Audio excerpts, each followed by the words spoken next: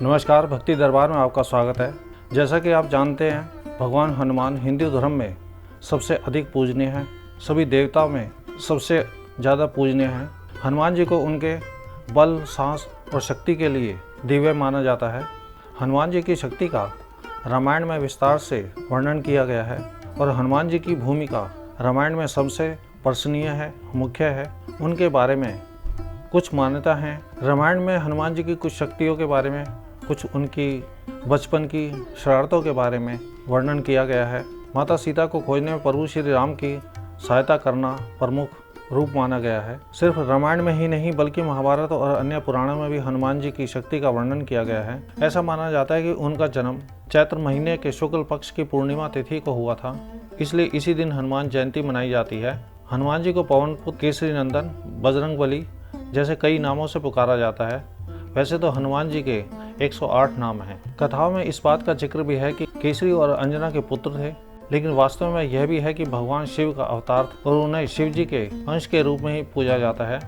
हनुमान जी को पवन पुत्र के रूप में भी जाना जाता है। कथाओं के मुताबिक माना जाता है कि जब भगवान विष्णु ने पृथ्वी पर राम अवतार लिया, तब भगवान शिव ने उनके साथ रहने के लिए पृथ्वी पर हनुमान जी का रूप लिया था। हनुमान जी से जुड़े हुए कुछ ऐसे रहस्य हैं जो कि शास्त्रों में विस्तार से बताया गया है। ऐसे ही हनुमान जी महाराज भगवान शिव के 11वें रुद्र अवतार के रूप में जाने जाते हैं, पूजनीय हैं और सर्वप्रथम उन्हीं का नाम भी लिया जाता है, क्योंकि भक्ति के बारे में बात की जाए तो आज तक हनुमान जी जैसा कोई भी इस संसार में पैदा नहीं हुआ है। हनुमान जी के जन्म के बारे में बात करें तो अलग अलग धारणाएं हैं। जैसे कि हनुमान जी के जन्म स्थान के विषय में भक्तों में काफ़ी मतभेद है और उन्हीं मतभेदों के बीच में 3 स्थान मुख्य रूप से प्रकट होते हैं, जिन स्थानों पर हनुमान जी के जन्म स्थान का होने का मुख्य रूप माना जाता है। पहला स्थान हम्पी में है। ऐसा माना जाता है कि हम्पी में शबरी के गुरु मतंग ऋषि के आश्रम में हनुमान जी का जन्म हुआ था। कुछ लोगों का मानना है कि हनुमान जी का जन्म हरियाणा के कैथल में हुआ था। कैथल का ही पौराणिक नाम कपिस्थल है। यहाँ के राजा हनुमान जी के पिता महाराज केसरी थे। क्योंकि वह कापियों के राजा थे, इसलिए उन्हें कपीश्वर भी कहा गया। कापियों का प्रमुख माना जाता था। इन सबसे बिल्कुल हटकर कुछ भक्तों का यही मानना है कि हनुमान जी का जन्म नासिक के अंजनेरी पर्वत पर हुआ। इस पर्वत पर हनुमान जी के साथ उनकी माता अंजनी का मंदिर विद्यमान है, जो कि भक्तों की आस्था का केंद्र है। श्री राम के जन्म से पूर्व हनुमान जी का जन्म हुआ था। प्रभु श्री राम का जन्म 5114 ईसा पूर्व अयोध्या में हुआ था। हनुमान जी का जन्म चैत्र मास के शुक्ल पूर्णिमा के दिन हुआ था। एक ऐसी भी मान्यता है हनुमान जी भगवान शिव के 11वें रुद्र अवतार हैं। भगवान श्री राम की सेवा करने के लिए भगवान शिव ने हनुमान जी का रूप धारण किया था। हनुमान जी को माता सीता से चिरंजीवी होने का वरदान प्राप्त हुआ। भगवान श्री राम ने अयोध्या के साकेत धाम जाते समय हनुमान जी को यह आदेश दिया था कि कल्प के अंत तक तुम इसी धरती पर निवास करोगे और धर्म का प्रचार प्रसार करते रहोगे। रामायण, रामचरितमानस, वाल्मीकि और तुलसीदास समेत प्रमुख संतों की बातें माने तो हनुमान जी अजर अमर हैं। वह चिरंजीवी हैं। वह भगवान शिव के 11वें रुद्र अवतार हैं, जो स्वयं शिव अवतार हैं। भला उनकी मृत्यु कैसे हो सकती है? अगला तथ्य है हनुमान जी वानर राज केसरी के पुत्र थे। वनराज केसरी को कपीश्वर कहा जाता था, क्योंकि वह समस्त कपियों के राजा थे। संसार में वानरों की जितनी भी जातियां थी, उनमें सबसे सर्वोच्च पद थी, उसका नाम कपित था। और वानर राज केसरी उन समस्त कपियों के राजा थे और उन्हीं के पुत्र होने के कारण हनुमान जी को भी कपीश्वर कहा गया। कथाओं के अनुसार हनुमान जी के परिवार की बात करें तो हनुमान जी के पिता बंदरों की सर्वोच्च जाति के कपियों के राजा और उनका नाम केसरी था, जबकि हनुमान जी की माता अंजनी अपने पूर्व जन्म में एक अप्सरा थी, जिन्हें श्राप धरती पर जन्म लेने का पड़ा था। हनुमान जी के अतिरिक्त उनके 5 भाई थे, जिनमें हनुमान जी सबसे बड़े थे। उनके 5 भाइयों के नाम मतिमान, श्रुतिमान, केतुमान, गतिमान, धरतीमान। महाराज केसरी और अंजना को पुत्र रतन की प्राप्ति पवन देव की कृपा से हुई थी, इसलिए हनुमान जी को पवन पुत्र के नाम से भी संसार में जाना जाता है। भगवान शिव के 11वें रुद्र अवतार होने के कारण उन्हें शिव अवतार के नाम से भी जाना जाता है। हनुमान जी को ब्रह्मचारी माना गया है, परंतु कहीं कहीं पर उन्हें विवाहित भी बताया गया है। जैसे उन्हें सूर्य देव से शिक्षा ग्रहण करने के लिए उनको अपने गुरु की आज्ञा से सुरुचिरा नामक स्त्री से विवाह करना पड़ा। तत्पश्चात ही सूर्य देव ने उन्हें विद्यादान दिया। जब हनुमान जी ने लंका दहन किया, तब अपनी पूंछ की आग बुझाने के लिए उन्होंने समुद्र में डुबकी लगाई और उस समय हनुमान जी के शरीर का ताप इतना ज़्यादा था कि शरीर से पसीना टपक रहा था। शरीर से जैसे पसीना टपका तो वो एक मछली ने पी लिया और उस पसीने की बूंद से वह गर्भवती हो गई, जिसके कारण उस मछली के पेट से एक बालक उत्पन्न हुआ जिसका नाम मकरध्वज था और वह हनुमान जी का पुत्र था, क्योंकि वह उन्हीं के अंश से उत्पन्न हुआ था। शिरोमणि हनुमान जी परम दयालु स्वभाव के हैं। वे अपने भक्तों पर अपनी दया दृष्टि सदैव बनाए रखते हैं।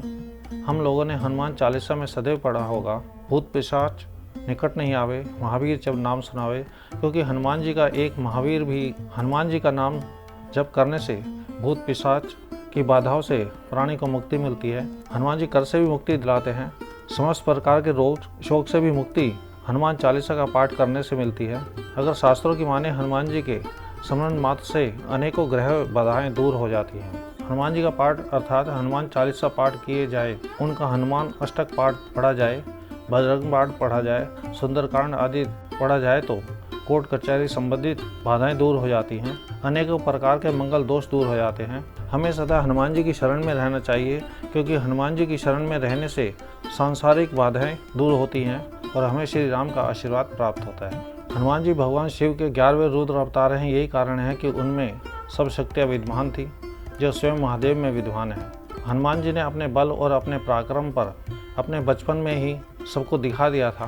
बचपन में ही सूर्य को फल समझकर खाने की इच्छा मात्र से आकाश में उड़ गए थे और उन्होंने सूर्य को फल समझकर अपने मुख में रख लिया था।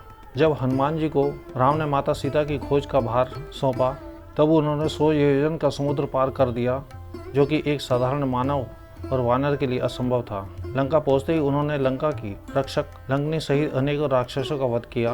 उन्होंने अशोक वाटिका को उजाड़कर माता सीता को भगवान श्री राम की अंगूठी भेंट करके उन्हें दिलासा दिया है। इसके पश्चात अक्षय कुमार का वध करके रावण के हृदय में चिंता प्रकट की। जब मेघनाथ और लक्ष्मण का युद्ध हो रहा था और लक्ष्मण जी मूर्छित पड़े, तब हिमालय से संजीवनी बूटी पर्वत लाकर उन्होंने लक्ष्मण के प्राण बचाए। उसके बाद हिमालय पर्वत को उठाकर उसी स्थान पर पुनः स्थापित कर दिया।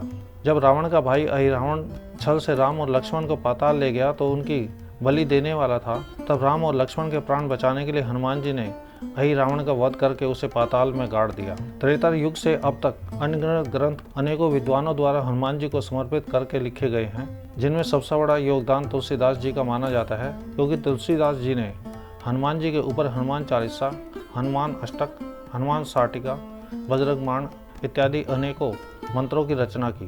इसके अलावा रावण के छोटे भाई विभीषण जी ने हनुमान जी को समर्पित करके हनुमान वडवानल स्रोत की रचना की। हनुमान जी के भक्त समर्थ रामदास जी ने भी अपनी रचना मारुति स्रोत हनुमान जी को समर्पित किया। इन सब के अलावा भी अनेकों भक्तों ने हनुमान जी को समर्पित कर अनेकों ग्रंथ और भजन रचनाएं लिखी। गुरु गोरखनाथ ने हनुमान जी समर्पित करते हुए उन पर साबर मंत्र की रचना की।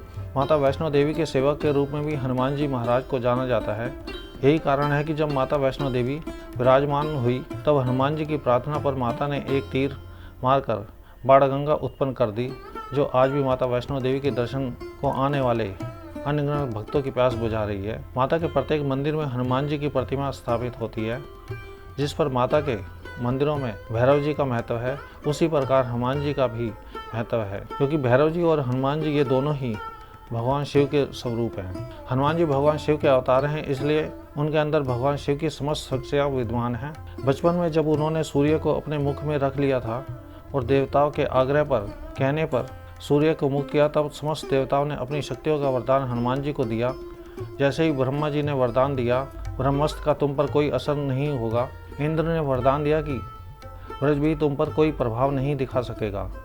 वरुण देवता ने वरदान दिया कि तुम जल पर चल सकोगे, जल के अंदर चल सकोगे, जल तुमको कभी किसी प्रकार की हानि नहीं पहुंचा सकेगा। अग्नि देवता ने सदैव अग्नि से सुरक्षित होने का वरदान दिया। हनुमान जी के नाम पर समस्त भूत प्रेत निशाचर आदि थरथर कांपते हैं। हम कह सकते हैं कि संसार की कोई भी आसुरी शक्ति हनुमान जी के बाल और पराक्रम के आगे नहीं टिक सकती। आपको ये वीडियो अच्छी लगी हो तो वीडियो को लाइक करें, चैनल को सब्सक्राइब करें।